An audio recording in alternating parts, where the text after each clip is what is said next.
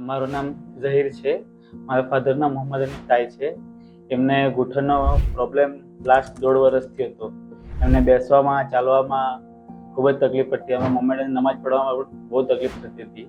તો અમે ઘણી ટ્રીટમેન્ટ કરાવી, ઘણા ડૉક્ટર પાસે ગયા, પણ કંઈ ફરક ન પડ્યો. ત્યાર પછી અમે અમારા રિલેટિવ વલસાડમાં છે, તેમણે ડૉક્ટર હુસેન શાહનું અમને રેફરન્સ આપ્યું. વાપીમાં પણ આવે છે 21st હોસ્પિટલમાં. તો અમે એમના પાસે આવ્યા. હમણાં 2 મહિના પહેલાંથી એમના પાસે ટ્રીટમેન્ટ ચાલુ કરી. એમણે એક્સરે જોયો, સીટી સ્કેન કરાવ્યું, બધે રિપોર્ટ કરાવ્યો અને ચેક કર્યું. તેમણે કહ્યું આ ઓપરેશન સિવાય બીજો કોઈ આમાં એ નથી. એટલે ઓપરેશન અમે લાસ્ટ 1 મહિના પહેલાં કરાવ્યું. હમણાં મારા પપ્પાને બધી રીતે ચાલવામાં, બેસવામાં બધી રીતે સારું છે. બધી રીતે ઇન્ડિપેન્ડન્ટલી કામ કરી શકે છે.